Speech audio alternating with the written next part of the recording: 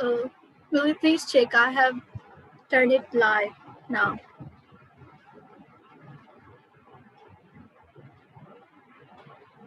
Okay. Okay.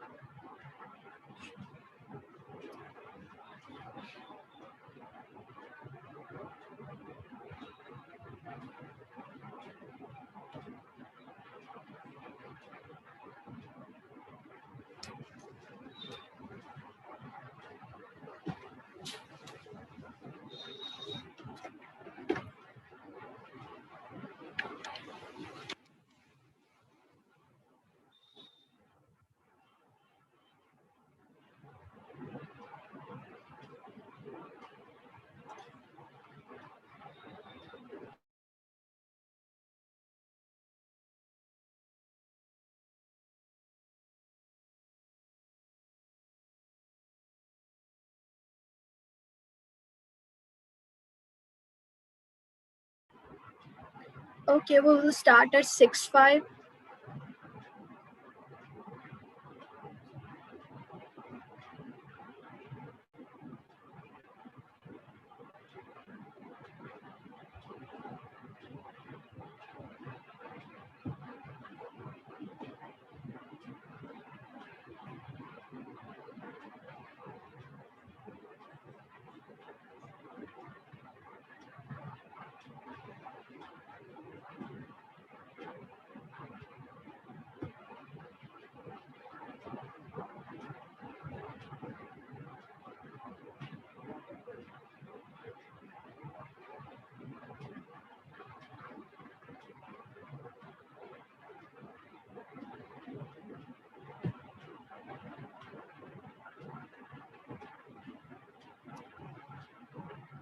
All right. If everyone's ready, then we are going live now.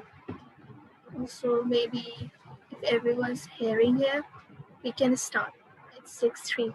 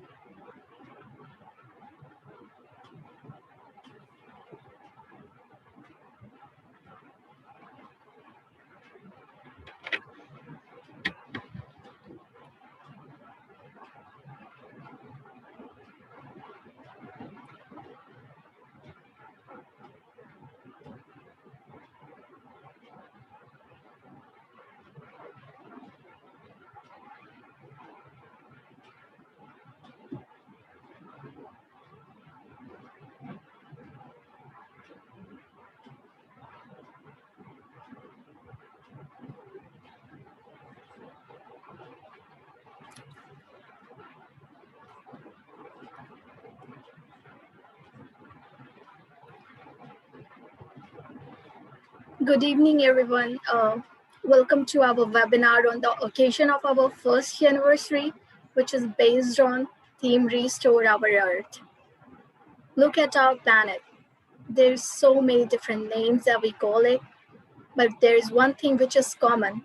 This planet is our home. This planet is where we reside, and this planet is which we're supposed to take care of. We see that our planet is facing challenges that has never faced before. It is warming up. The temperature is rising, the sea level is rising, and we are facing the damages that we can never bring back or change. Why and how we have come to this point? When we have challenges, we know that we have solutions too. And thus, we bring you, our special guests and speakers who are doing great work for the betterment of our nature and Mother Earth. So I'd like to welcome Abdul Ghani, who is a social activist and a green man of India. He is a founder of You Think International Foundation, He has planted 40 lakh trees and are launching India's first ambulance for trees. So, Abdul Ghani, the floor is yours.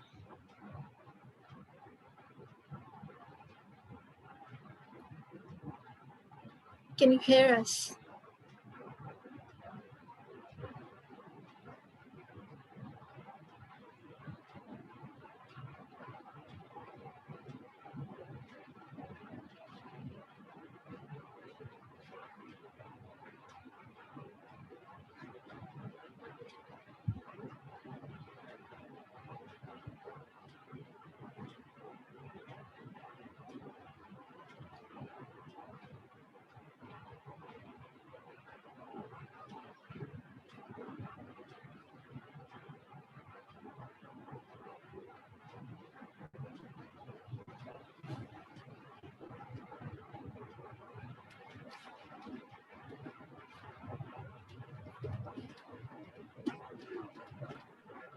We can hear you.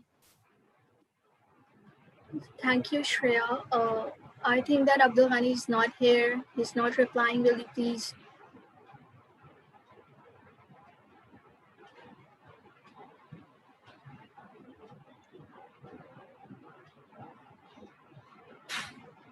I think he's not available. So I'd like to introduce our next panelist, Casey Shreya. She is a campaign coordinator at MOCOP 26, and she has worked Youth for Climate Change Champion at UNICEF South Asia. She is a network coordinator at Nepalese Youth for Climate Change, and she is a former country director at Break Free Plastic Movement. So, Casey Shreya, the floor is yours. Yeah, thank you very much. I'm very excited to be here. Thank you for inviting.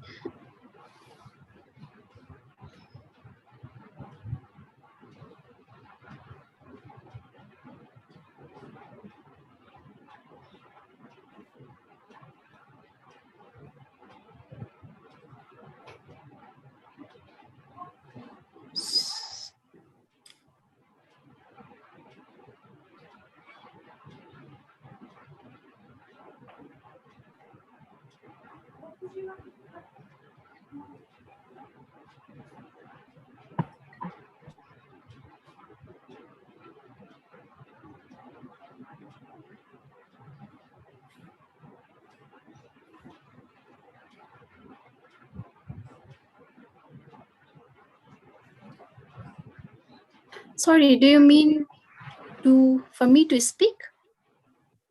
Yes. Okay, so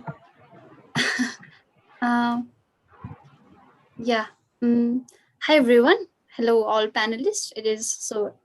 I'm so glad to be speaking along with you, and I'm sure everyone has many more working experience in this today's theme, that is restore earth. And like as Rakchandra mentioned before, like I'm a youth climate activist from Nepal, and uh, I was requested to speak about my working experiences in restoring the earth, on how we are working towards restoring the earth. So I will be speaking on this topic for a few more minutes, and if there are any queries, then I can take those in behind time. Mm. Right now, I'm also working as a national network coordinator in Nepalese Youth for Climate Action, NYCA, which is basically a youth-based network in Nepal, which is a loose youth network where we work to empower, inspire, and educate young peoples so that we can create a sustainable and just Nepal. Mm. And in that, what we are doing right now is there are different activities that we do under our work. So the topic, the restoring earth, it is a bit vast and a vague topic, but I think the restoring the earth means to do works that benefits the mother earth. Anything that can be small or big contribution to the mother earth, but that should benefit the environment and that should ultimately reduce the carbon footprint. So I believe that is what is about. That is the restoring earth means. And in regarding to that, what we are working is the first one we work is awareness sessions, where we uh, conduct different programs to aware the young peoples, especially, and also the community peoples. Uh, in this, we are organizing programs such as Rare Saturday, where we uh, post or say publish facts on climate change on young people and children, so that people who are not working on climate change or say who do not know about environment, they also know about these things. The first thing that we are doing is Red Saturday under this awareness part, and another one is green discussion, where we invite an expert, and we also invite all the young people, so that we discuss in a topic of prominent importance. For example, if a topic of electric vehicle is important in case of our Nepal, then we conduct sessions in that, so that the expert can share the latest technologies that is incoming in this field, and also what is happening in different parts of Nepal and also in different parts of world, and how we as young people can contribute, or say how we as young people can contribute for more electric transportation in Nepal. So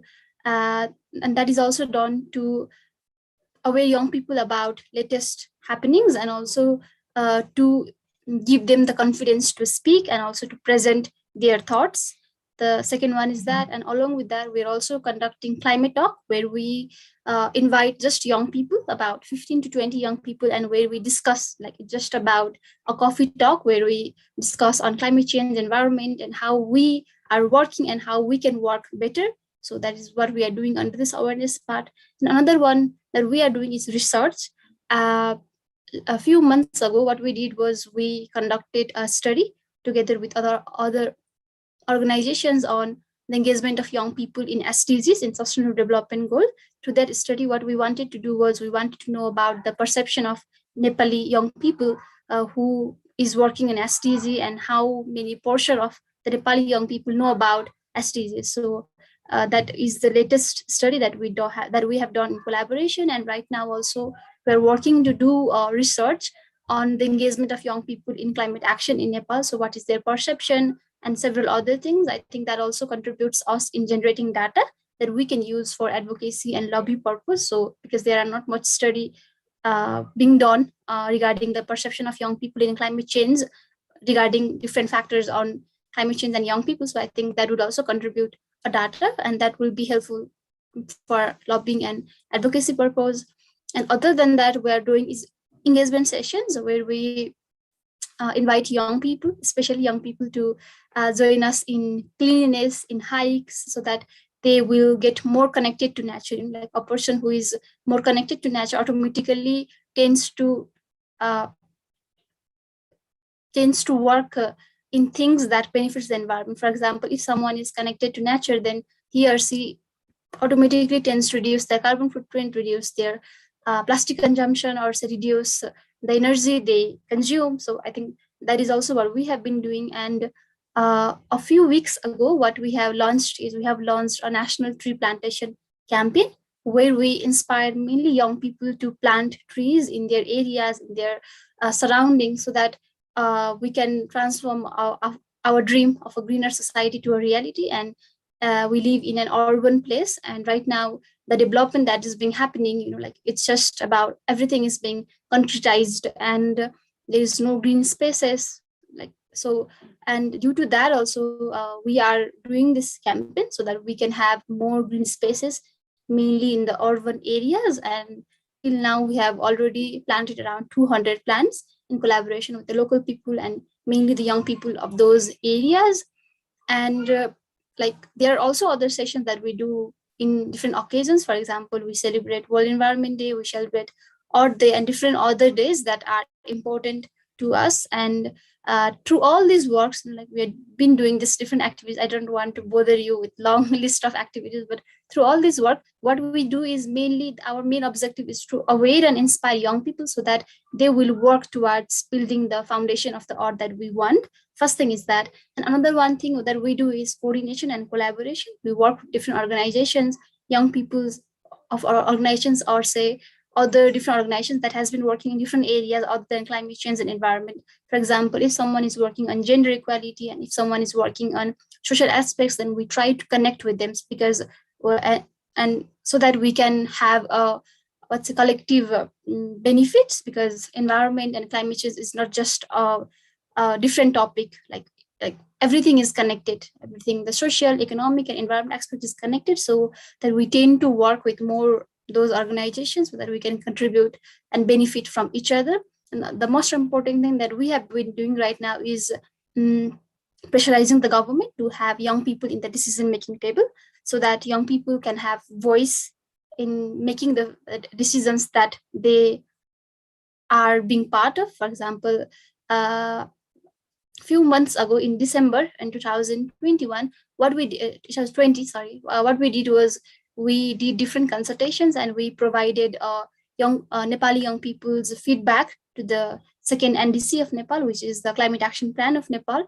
So that, and after doing those consultations and after submitting those feedbacks, now we have now our climate action plan have a component regarding youth and children, which are tells to build the capacity of, which tells to build the capacity of young people to increase their negotiation capacity, and also to let's say engage the women, indigenous peoples in their work. So I think everything that we are doing, I think it is a part of a momentum, like we are building a climate change momentum, environment momentum in Nepal. And through our works, more than 10,000 people have already benefited, and right now more than 400 people are directly working with us, being a member, being a volunteer.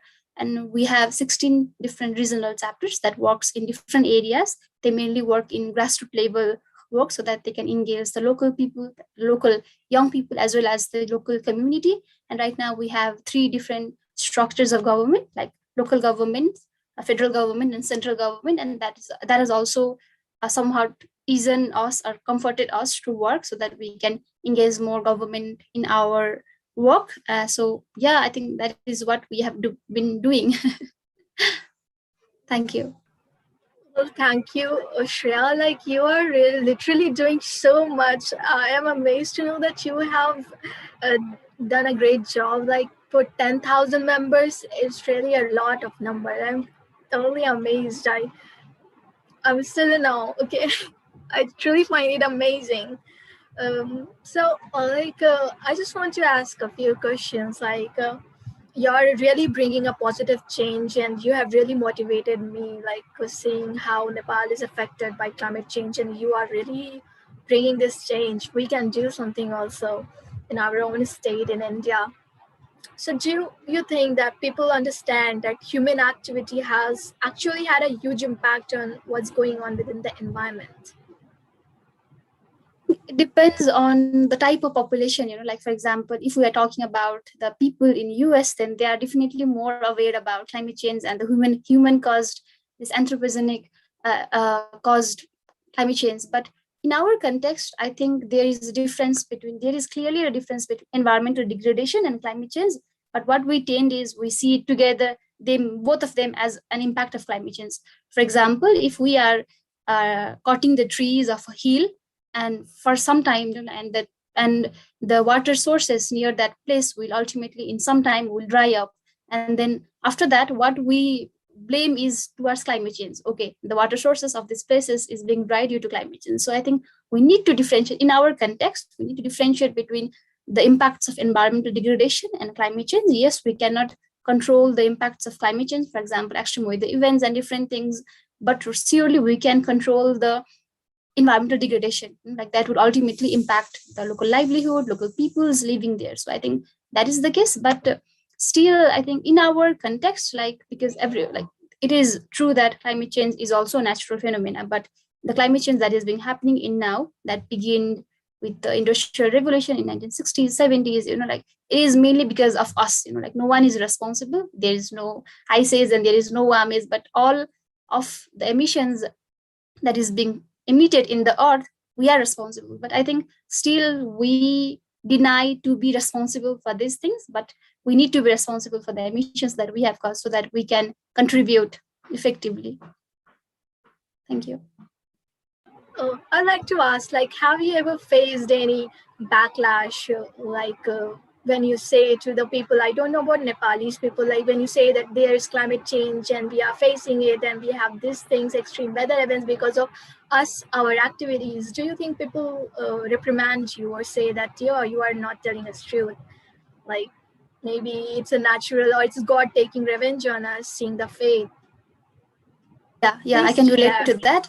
Yeah, that's an important question in like in our context too, because Nepal, like we are a religious country, like there are different religions, there are different cultures, and we have different cultures of like planting trees, worshiping trees. Like there are these are embedded as a part of our culture. So like whenever like in a bit rural areas where there is not much education, like where there is not much literacy, so there I think still I read those news and like I feel sad, but these are happening. For example, if if the rain does not comes in time, then they feel like the god is being angry, like and that's why the god has not given, like we say Indradev, like who is the god of water, like water rain, I think. And like the Indradev is angry, that's why he's not giving us rain. We need to worship him, we need to give offer him different things, different animals, we need to sacrifice those things. But like those are also the things, but I think in recent years the awareness has been increased and people, they have started to believe in climate change. Because like if also I'm saying that okay, like even if I didn't say about okay this is not climate change, because they have been suffering, like for example the farmers who has been cultivating since generation, like when the rain does not occurs in time, like, they can predict the weather, right? So they can predict the weather, so and accordingly they will cultivate plants, they will cultivate rice and different things. And right now, but because there is much uncertainty in the rain, like if the rain occurs, then there is much rain at a time, and if does not occurs, then there is drought for many time, like. So and that intense amount of rainfall is not contributing anyone, like it's just creating floods, it's just damaging the livelihood, just damaging the peoples. So I think uh, though everyone does not know about this, but because they have been directly or indirectly suffering to the impacts of climate change, I think that has also, like whether we say it or not, but they are believing. But yes, like there are people who backlash, like okay, like you are not telling the truth. And like in our context, I don't know what is in your context, but what people think is if someone is advocating an environment and climate change, what they feel is like we are advocating the agenda of foreign countries, like we are doing this for money and different things. That is bad. But yeah, sometimes people say like these things. But sometime before, when I just started in this journey, like I used to be discouraged, like because I have been contributing, like I have been giving time from my personal time, I have been allocating time from my study, like from my family time. But also like people are backlashing, like. So before I used to get a bit discouraged, but right now, like because I have been used to it, I just tend to console them and say the right things to them. Yeah. Thank you. Wow. I mean, yes, like, yeah, people are really changing. And that thing that we are coming under foreign influence is true, so true.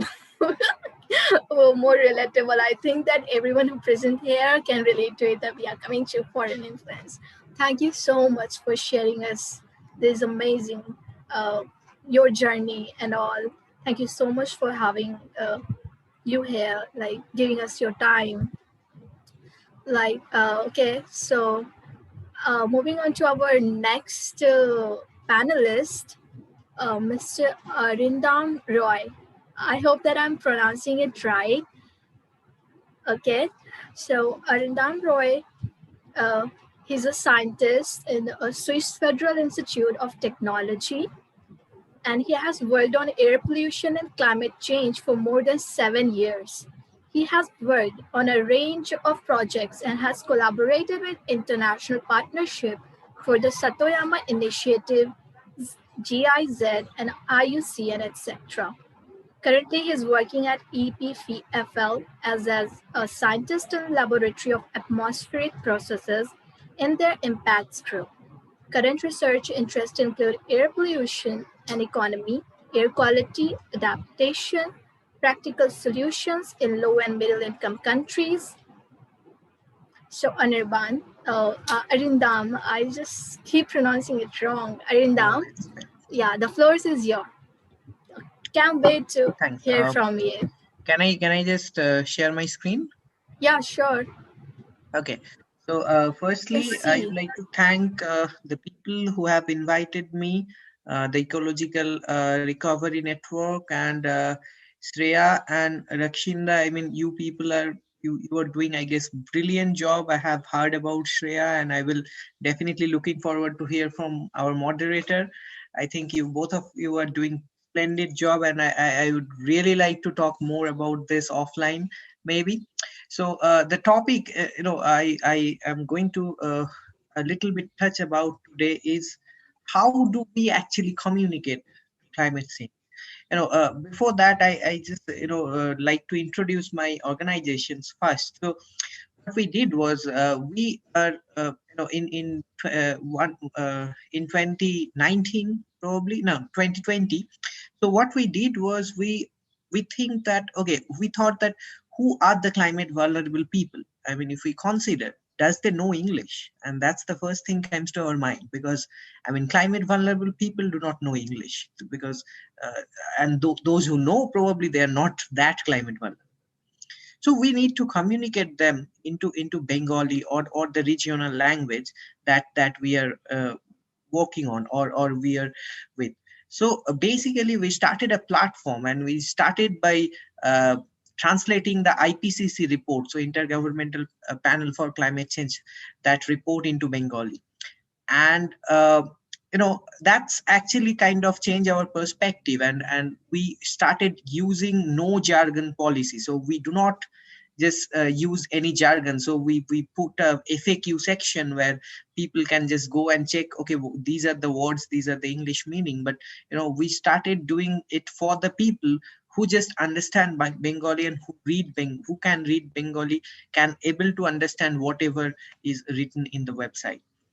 So then we started doing workshops on climate change for schools, and especially for the NGOs, because that's one thing I realized in the global south. So I have been working in the developmental sector with the NGOs and CSOs for more than 4 years, other than my research work. So basically, I have realized, like, the capacity was very low. Worrying about environment is completely a different ball game than the worrying about climate change. Climate change is more complex, and people are still very skeptical about it, and so on. So the capacity of the NGOs are not that great. I mean, the vastness of climate change, they do not really understand. So we started doing workshops with the NGOs to train them that what is climate change, and how you actually communicating with, you should communicate with people. So we then started a livelihood program where we bring the peers who are making climate resilient models in agriculture, in aquaculture, in other livelihood sectors, and started talking to them in Facebook Live, and started gaining people's attention. And then finally we do one thing which is not written, but of course I will mention that, which is basically we started a micro grant program. It's basically we release one single grant every month. The upper limit is 5,000 rupees Indian currency, and anybody can apply, absolutely anybody. We don't have any foundation, and we prefer individual, not organization. So we kind of started a grant program. The first winner have already announced, and he's started his job. So it's on climate change. On any project that you think that it's related to climate change or environment, they can apply. And so this is my partner in crime, Dr. Shondeep Ghosh. He's a doctor and a traveler, and he's the one of the companion I got who helped me, and together we did this entire. We are running this entire platform. The next thing we started is Bengal Need Climate Education. I mean, this is one of the initiative that I think we should take it up in the further. I mean, we need climate change education. I mean, why not India need? Definitely India need climate change education, but the climate change education over Indian different states should be different, and it should be incorporated in the school syllabus, because if the students started to ask questions, and then it's probably the better for the society. So this is, of course, an open call. I would like to contribute. I mean, just go to change.org and just sign the petition. And once we are having a lot of signature, we are planning to go to the for the physical petition to the government of West Bengal and Bangladesh. Okay, so these are the artwork beautifully represented by Orgho Manna. He's a friend and he's a brilliant artist. And so we have some climate change comics in our website if you want to check. But of course, these are in Bengali. So definitely the climate and the weather, one is long term and another is short term. And if you compare the famous Republican senator who just get a ice ball and said, like, climate change is a myth, but it's not like that. Even though there is a cold one day, even though in one monsoon everything is as per predicted, it doesn't mean that climate change is not happening. And that's the complexity of the entire subject. I mean, it's not depending on one single year or one single day. It's a holistic scenario. It's a global scenario. So no, if you compare, I mean, these are the basically, climate is depending, our livelihood entirely depending on climate. If you compare West Bengal, Bangladesh, maybe Southeast Asian countries, I mean, we have we have hills, we have mangroves, we have sea, we have a very complicated urban system. All of it are basically dependent on climatological factor. Our food security, our water security, everything is related to climate, not the weather for specific. So for the next thing, I mean, if we say that, like, it's very recent, so it started after Industrial Revolution. The second is it's by human. There is absolutely no doubt that it's natural. It's absolutely man-made. So the greenhouse gas we emitted, and it's not that it's a global emergency. It's not like any single country is contributing or will be affected. Yeah, there is high and low that I will discuss, but it's basically a global phenomenon. So you could see, like, the polar ice and the coral reef and climate refugees all around the globe in this particular picture. So this is kind of a thing that I really sometimes want to discuss. Rather, okay, the justice part, because okay, uh, the present scenario of climate change is basically fourfold. I called it. It's first the warming, the average, the maximum, and the minimum temperature are increasing. Rain, the dry spell are increasing. So the light rain or the drizzle, that's probably will not be there anymore in future. So it will be for a very short term rainfall and with a very high intensity rainfall. So that's I mean, that's that kind of rainfall pattern is increasing. And the dry spell, so the gap between two rainfall, why it is important? It is important because of agriculture. When we are planning for an agriculture, you need to have a rainfall pattern, and actually the farmers have that indigenous knowledge, and they design their agricultural pattern according to the rainfall pattern. Now whenever the rainfall pattern is changing, can you consider, like, these are the part of the world which relies upon monsoon for their agriculture. And now the problem is, if even some part of the Indo-Gangetic belt, I know that people are using groundwater during monsoon, because there is a huge gap between two rainfall events. The sea level and acidity rise, yeah, it's definitely one of the cause. And I mean, one of the effect of climate change. And the number of extreme events are increasing. So the drought, the cyclones, the flood, the cloudburst, and to some extent, like, some sort of pandemic, these all can be influenced by climate change very much. So the justice and the injustice part is pretty real, because the countries that emit carbon dioxide more, they are basically less climate vulnerable. And the Southeast Asian countries who actually doesn't contribute significantly into the global cumulative greenhouse gas concentration, they are basically have facing the worth of the climate change. So this is kind of an injustice, and this actually begins the concept of climate finance, which is a very elegant concept, I would say, but again, the implementation. So the theory is good, but the practical implementation is not.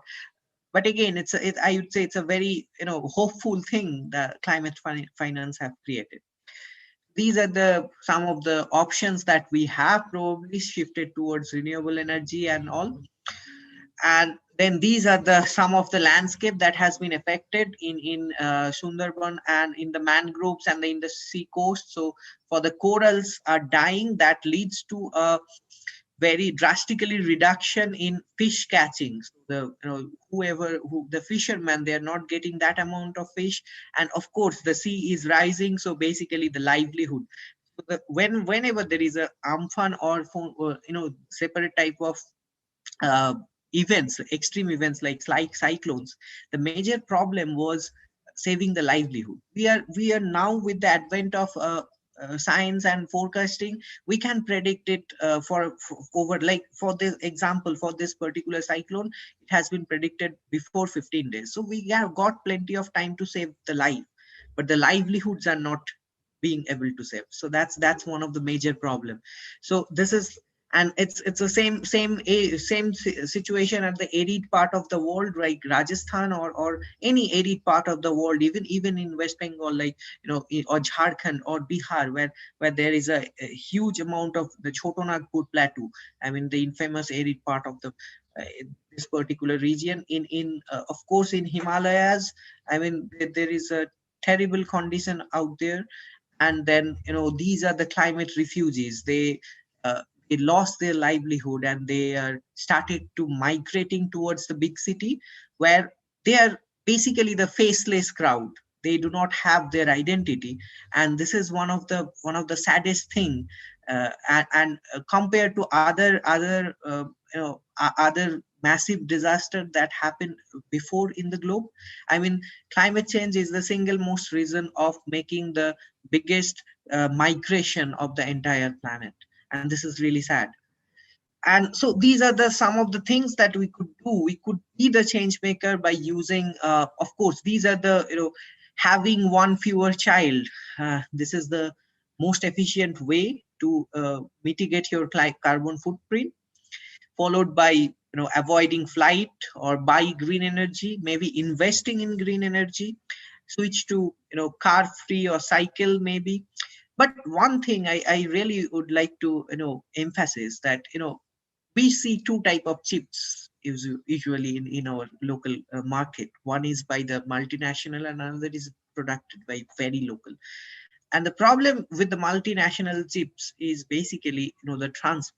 So the potato is cultivated somewhere, it's transported to the plant, the oil is transported to the plant, and then after making, they are transported to you. So it's a lot of greenhouse gas. So choosing local options, I mean, we the buying priority is very important here. We need to be kind of educated about that, about our carbon footprint. I mean, yeah, that's one thing I think we should all do. The prime option, where we get the next day delivery. So that is also one option where there is a lot of carbon footprint, because if you consider that person is basically moving their car because only of you. I mean, there is a single order. Usually, the primes option are the single order, because one person just come from their warehouse. They receive the order and come to you. So it's kind of, these are the some things that we need to understand, that even though we are not that much producer, but we need to mitigate. I mean, we need to be very conscious. But these are all climate change facts. How do we climate change? We communicate about climate change, and that's where my major presentations lie. I mean, the bad.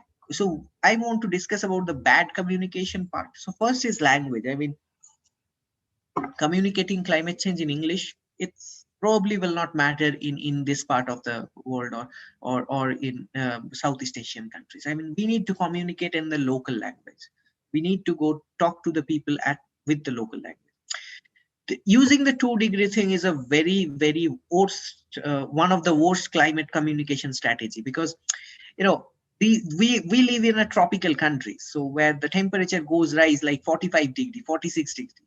If you ask people that, okay, the climate change will create 2-degree more temperature rise, I mean, 45 to 47, does it really matter? I don't think so. I mean, people will not be conscious about the actual danger of climate change. So I will tell you that how I, kind of tailor made these kind of stuff. Then again, the 9 inches of sea level rising. I mean, we cannot visualize how 9 inches can make a lot of difference, because we visualize it like really 9 inches. It's like a scale or something like that. We can build a dam or something. I mean, maybe some sort of dam or something in front of the sea, and it will be mitigated. I mean, it's not a big deal, right? But it is.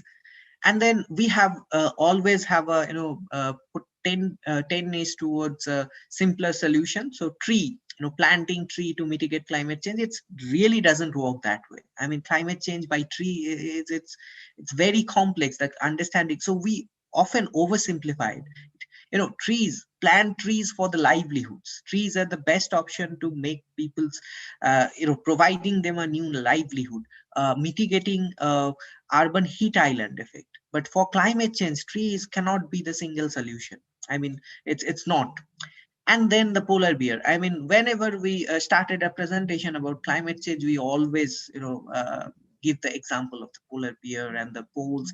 I mean, this doesn't affect. I mean, our climate vulnerable people, they cannot even understand why this is important. I mean, they probably don't know about polar bear. I mean, even though they know about it, I mean, how does it actually make a difference to their understanding on climate? So the good communication strategy are the using of local, climate change experience. So local example, provide, start with species, and you need to know your audience. Who are you talking to? What is their background? What is their socioeconomic background? So if you are talking to a farmer, you need to make them understand about the weather pattern which is changing, or the pest attack, or the new pest attack that has been doing or the the lack of groundwater. If you are talking to a corporate, you need to go by the fact of climate, how climate finance, or you need to go by the carbon footprint, or maybe the green technology, and scope of chances of going into green technology or sustainable technology. So this is very important. If you have a rural audience, you need to communicate in a way. If you have urban audience, again, you need to communicate in another way.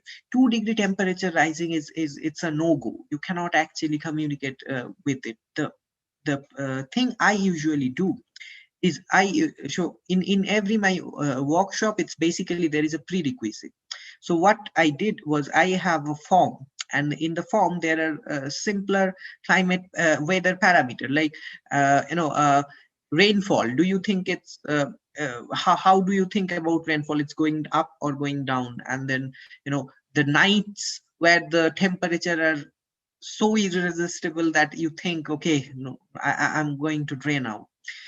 So I tell the students, or the participants, or the NGOs, to talk to their grandparents and fill the form talking to their grandparents. So there is 2 row in the 2 column in that form. So one is from their grandparents, whatever they have seen in their youth, and another form is basically the participants, what is he's seeing in their youth. So whenever you are talking about climate change, it's very important to consider the generation. I mean, the generation gap is actually help people understanding the changing climate. And also you need to provide local example of local resilience, how the local resilience is working. You need to pick those success stories. That's pretty important. Whenever you are talking about personal benefit of climate change, if we do not, the question I often face is like, what would happen, I mean, if we do not use I mean one person cannot make a difference, right? And the problem is whenever, so we need to talk about them according to kind of a economic benefit of there. So if you invest in solar, you will get back it by 2 years, 3 years. You need to show them the cost benefit analysis. You need to show them for solar, for rainwater harvesting, for organic agriculture, everything. You need to make a cost benefit analysis, and you need to come up with a representation which shows that you will be at the long run. And people actually believe in long run, because if they do not believe, the insurance sector will not continue, right? Insurance sector thrives on the people believing on the long run scenario. I mean, so basically, if they believe in that, they will believe it in, but they need to be assured that, okay, these are the amount of money you are going to make. And that's the only way to tell people to convert their lifestyle into climate resilient lifestyle, to by provoke them economically by telling them these are the economic benefits you will have. And the same thing with farmers. I mean, uh, so we have success stories from the West Bengal and Bangladesh. We have some success stories where coming up with a biogas plants, which is a very low cost invention, and farmers are really doing good. But we need to tell those stories. We need to pick those stories and tell it to the globes. We need to involve probably corporate funds in it. I mean, we need to do anything and everything to amplify the success stories, and that's very important. And we need to think global, but we need to act local. That's very important. We need to talk about the tigers of Sundarban. We need to talk about the fireflies, which you will not see these days. We need to talk about these small things that people can relate, not the polar bear. So this is, I think this is all, and this is my request to just sign, for the petition, apply for the grant. We have of course a volunteer and an internship program. We have like 7 interns till now from India and Bangladesh. So the next cycle will be due in next month. So I definitely you will get to know from our website. So please follow Shobuj Prithvi, and talk about climate change in regional language. Thank you. Thank, thank you so much, Arinda. I'm like, going local is one thing that we should consider always. People do not understand English. I'm sure Casey Shreya must have feel this too. Like, communicating the local people in their own local language is truly important. And I see that I have seen this petition before on Earth Day, Yeah, yeah. India.org. Like, we are yeah, we are we are working with them. We have a collaborative partnership, and we are actually working on a project where we are kind of putting climate change experimentally on a school syllabus. We are talking to different school with the with the help of earthday.org, and we are thinking of starting experimentally climate change for a single class for probably a year, to see that this will actually make the entire thing more potent.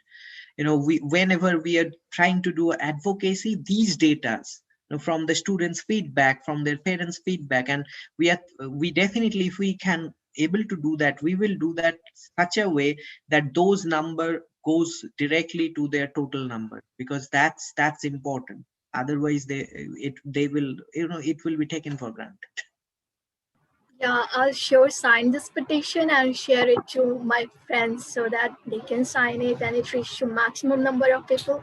Because yeah, truly climate education in the school is most needed thing, and the insight that we get from children's in their Right. families and what they are facing really, what we are lacking, what we are missing, it really come on the face and in the picture. So I'd like to ask you something, like a question, not, but I'm just curious about like how you see our relationship with this planet is going. Is she a dead planet or a living planet or a mother nature? See, And what is our duty? okay, so basically, for the planet part, I mean, advocacy is the one of the thing that you could act globally. Like, Shreya here, you are working great, and advocacy is definitely important. But for me, climate change is going on, right? And maybe or may not be, we could be able to curb our greenhouse gas, we couldn't. It's all future, but we need to build resilience, we need to be adaptive. That's the way I think it is, because it's going to happen, it's happening, and the situation will, it's not like a switch that, climate change has happened. It's not like that, right? So it's going to happen. So what I think is building resilience is the best thing. I mean, becoming adaptive. And like, for example, I mean, if you think of that, the extreme weather events are pretty common these days. Let's say the cities are waterlogged, flooded and waterlogged for days now. Now, knowing a fact that how to check whether the water has been electrocuted or not in a city, that is also an adaptive material. That is also an adaptation. You know, knowing how to survive in these kind of extreme situation, how to survive from thunderstorm or lightning, that is also an adaptive building, capacity building. And that we are going to have that. We need to have, we are having a very cutting edge climate projection, and I have worked in such project where, using those projection, we went to the farmers and asked them, to change their sort of agricultural schedule according to that, so that they but it's a trivial job, it's definitely a trivial job, but it could be done with the help of the government and I mean civil society organization. It's definitely can be done.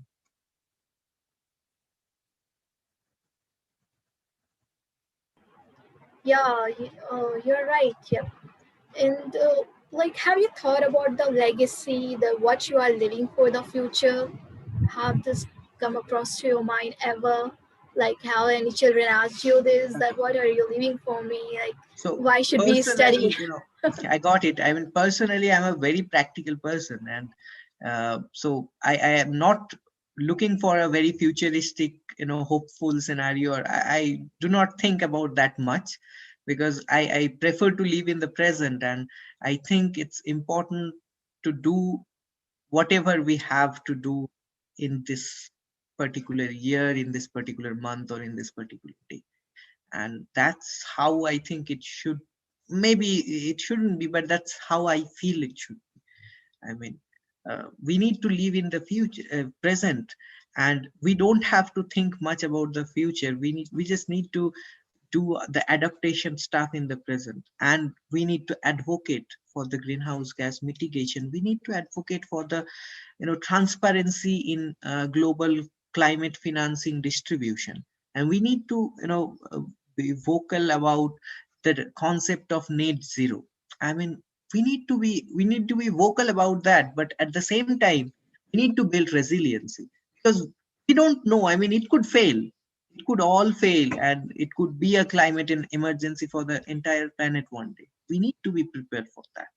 And if that happens, the inequality would be optimum. I mean, the inequality, the globe probably has never seen that at that moment, until and unless we adapt. And if we want to adopt, we need to pick those people who are actually climate vulnerable. I mean, who cannot actually, during a heat wave, who cannot go to home and switch on their ACs. We need to focus on those people, because that's the equity part, and that's important. You need to think for their strategy at first, then move to the other part of the population. Yeah, like yes, maybe those who have suffered from cyclone Yas or cyclone Amphan and are still relocating, those type of people, Right. those are vulnerable. So, well, like, it's my personal question again.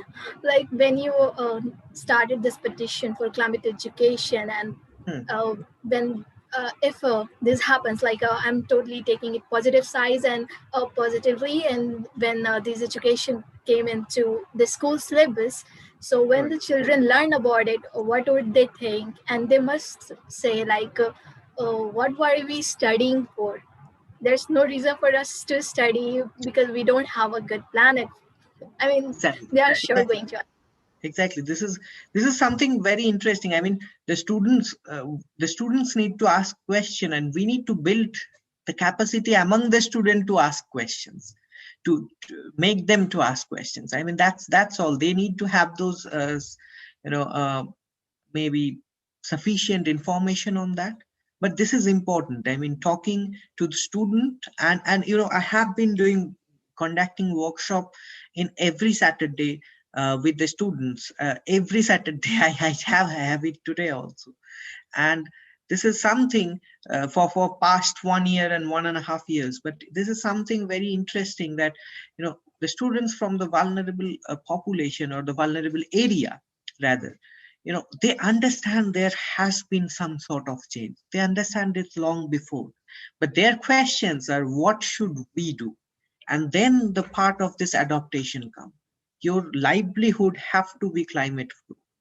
Your economy has to be climate proof, and you need to follow the sustainable development goal, but not governed by the, or not supposed to be tell by the UNFCCC. You need to modify that. You need to, there is a necessity of place-based modification of sustainable developmental goal. Definitely it should be. It's a very general thing, like the topic of this particular webinar. It's a very general thing. We need to be very specific about what does it mean to be sustainable development in that particular area. I mean, oh, let's say in a mangrove, sustainable development would be different than a city, right? Or in a hill. I mean, it should be different. I mean, and that should be documented, and that should be practiced. Yes, you're right. I think that's where you and Shreya agree, like working locally, complete with indigenous people, vulnerable people who are totally getting affected from this, not us who are just privileged ones sitting on the AC or cooler. Yeah, maybe. So, moving on to our next panelist, he couldn't make it here because of some problem. So, we have a pre-recorded video which I'm going to play. He's Abir Bhalla, a youth environmentalist and TEDx speaker. He is a sustainability intern at Nestle, head operations and community engagement at Care for Air, and he's a president, executive council at Youth Connect. He also is a podcast producer at Ramphal Institute. So I'm just going to share my screen.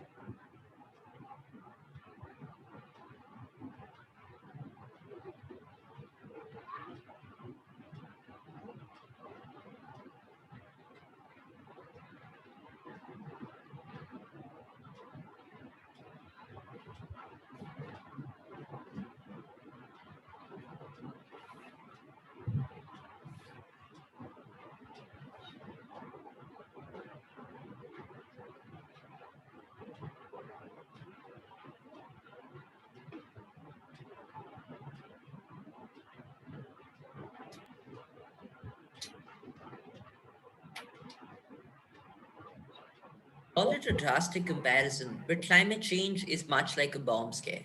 Many people have received a red alert. They know that there's something dangerous out there. But what many don't realize is the scale and the intensity of the threat. The biggest challenge that we face is not climate change. It's the fact that there's a fundamental problem with the way in which we perceive climate change. The need of the hour is not for people to know about the problem.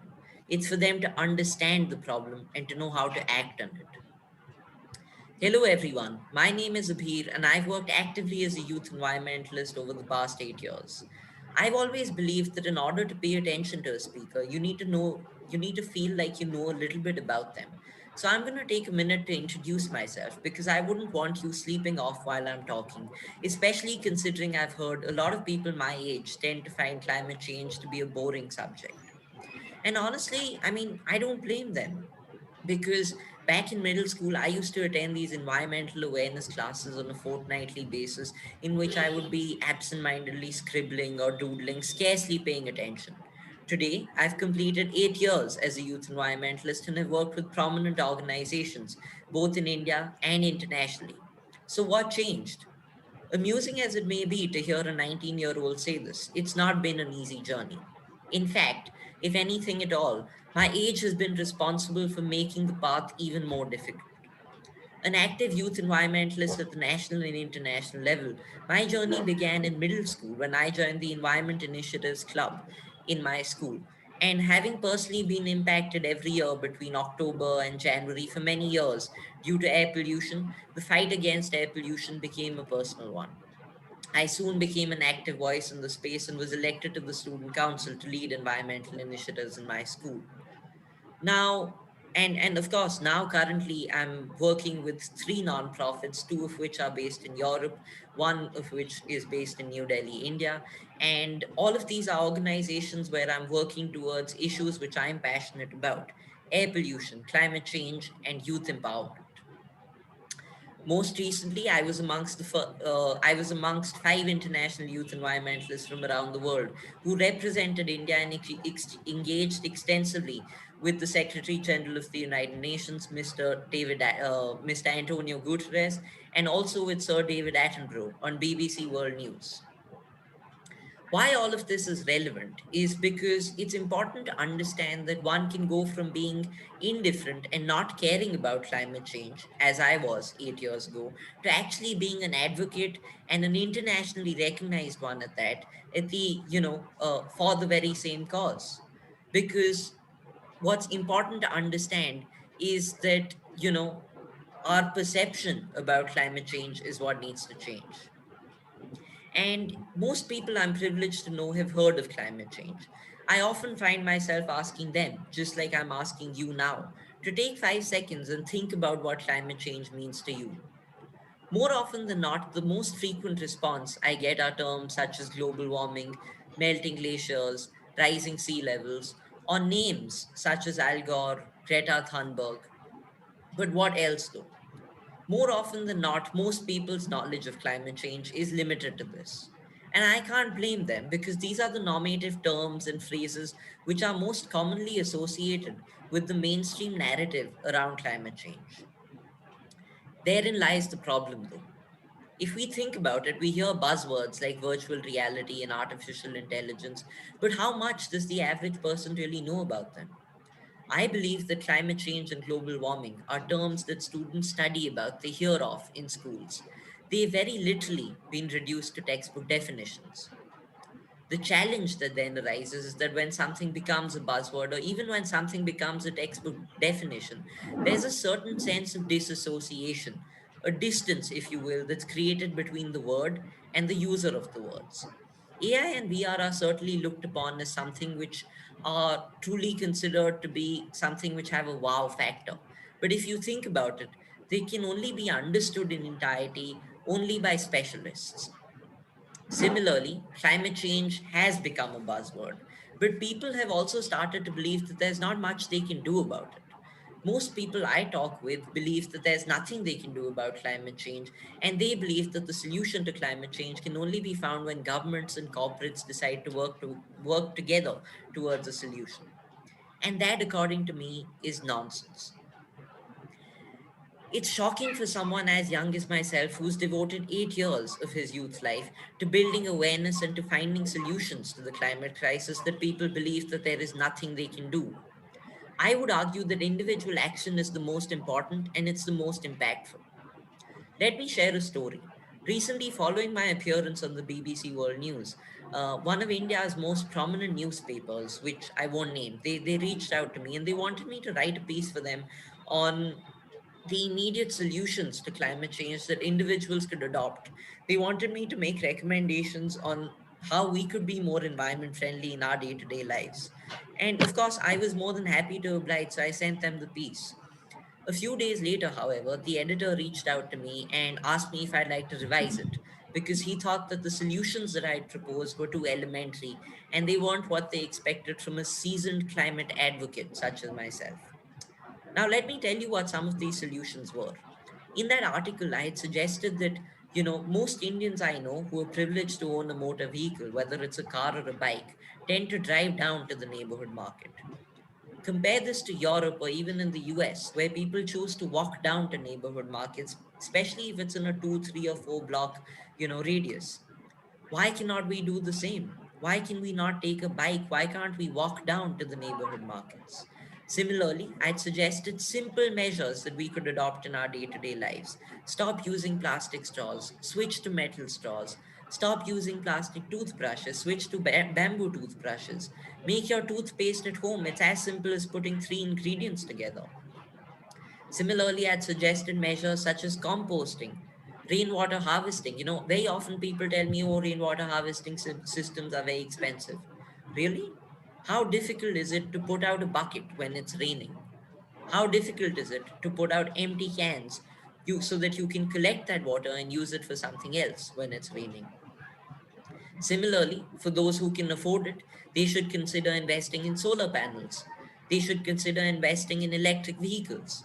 These were some of the suggestions that I'd made in that newspaper article which I had written. And honestly, I refused. I told the editor that I won't be changing these suggestions because the simple reality is that most people I know in India are not following these measures.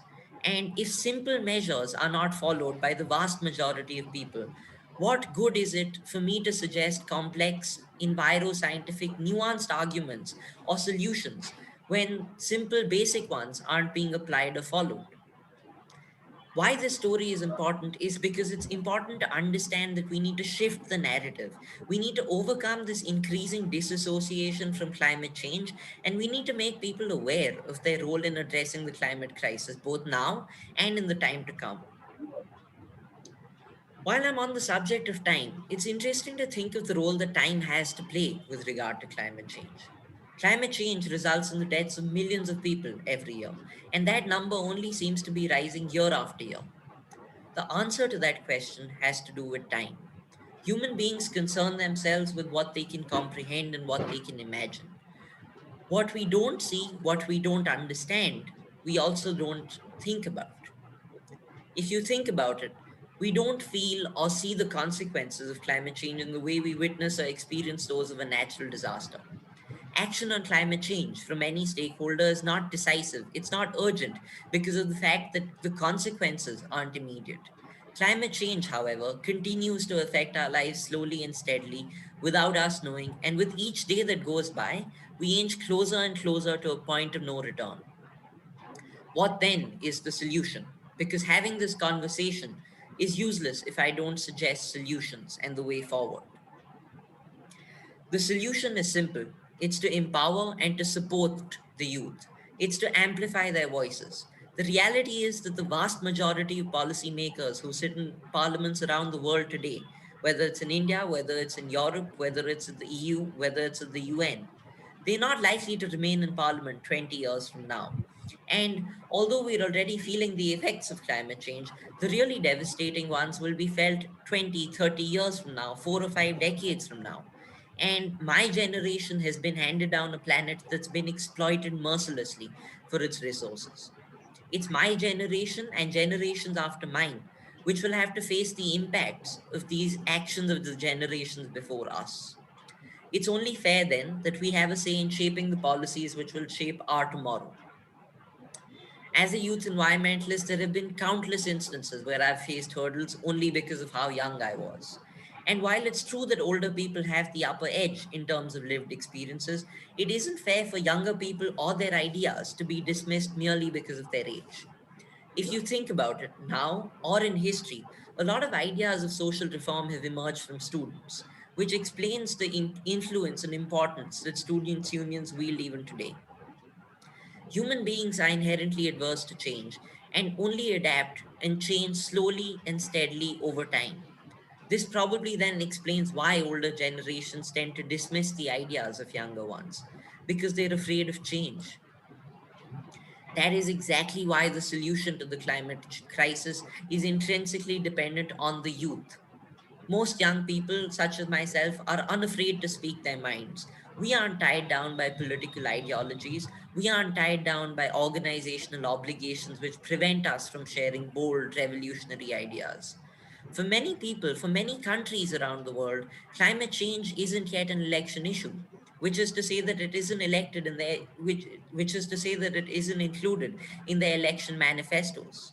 Take India, for example. It wasn't until 2019, when we had the general election, that the words climate change appeared in the manifestos of the two largest parties in India. Think about that. It took over 30 to 45 years of us knowing about climate change for the words to appear in the manifestos of the two largest parties in the world's largest democracy. It is young people who are most prominently advocating for issues of climate change, and it is us who are responsible for making climate change first an election issue and then an issue which has bipartisan support.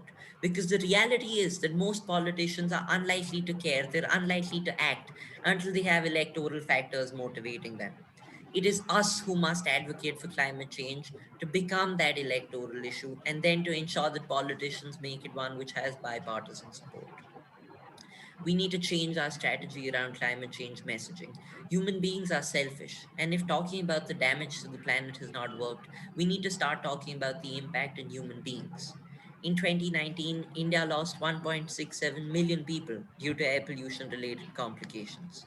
Scientists' research has shown that the coronavirus may have emerged because deforestation has weakened the man animal zoonotic barrier. If humans don't care about the ill effects of deforestation, maybe they'll care when they learn how it's landed them in a pandemic. I'm not advocating for an upheaval of the system. I'm not saying that we should go from 0 to 100 in 3 seconds like a Ferrari. That's not viable, that's not realistic.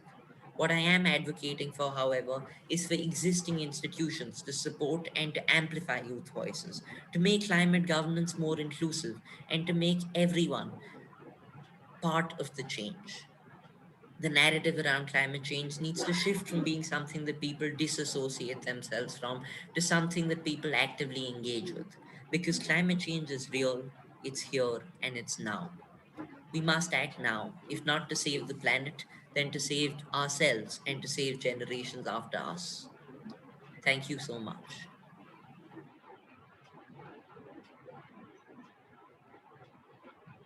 Thank you, Abhi, for the speech. Like it was really inciting. And that's all for our session, and we will be ending in 2 minutes. Thank you, Shreya. Thank you, Arindam. I hope that we can get in touch more. Like, yeah, I'd like to share my mail ID and to get in contact with you all, like further. So we can discuss a lot more and we can do more activism around climate. Thank you so much for your time here.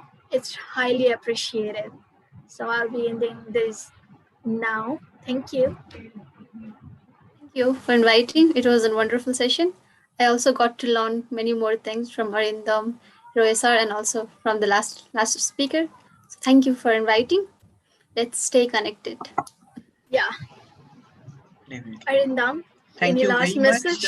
Yeah, thank you very much for inviting, and it's nice to see that people of younger age and they have started thinking about climate change, which is a very nice thing. But one thing I really like to suggest that climate change is a very complex issue, and we have a tendency to oversimplify everything. The next step will be very difficult. I mean, starting young and doing advocacy, but the next thing would be very difficult. And we need to be very educated about that. Climate change is all about science, economics, sociology, everything is there. And that's why it's make it interesting, and at the same time that's make it difficult to understand the exact impact of everything. I would like to end it with just one probably scenario, that what would happen if we all shifted to electric vehicle. Let's say consider a city, and we all of us we shifted towards electric vehicles one day. What would happen? The first thing going to happen, that whenever we are shifting to all of us will shifting to electric vehicle, all of us at night will try to charge the vehicle, and it would create a huge electricity requirement for the city. Now the the power plants, their capacity is constant, and the city is requiring more electricity. So what would happen, the government will try to, because you cannot establish a power plant overnight. So the government, or power plant, solar plant, or maybe coal power plant, anything. So the government will try to increase the rate of electricity so that the demand goes down. Okay, it's a simply supply and demand thing. And once they increase the rate of the electricity, then the people who actually use electricity for their basic minimum, I mean, the most climate vulnerable people or economically, disadvantageous people, they couldn't afford electricity. So all I am trying to say is this is very complex and it's very interrelated. So the next step is, we all need to read a lot. We all need to communicate with the community a lot. I mean, it cannot be everything that is written in the book. We need to listen to stories of people, but at the same time, we need to read the books or maybe the research paper, maybe some other thing, which is quite relevant and scientifically tested. Thank you. Thank you for the last speech, and I have shared my email ID, so we can remain in touch. And yeah, thank you for your time again. I'm ending it. Bye. Good night. Like maybe. It's not that night for me, but it's okay. Okay.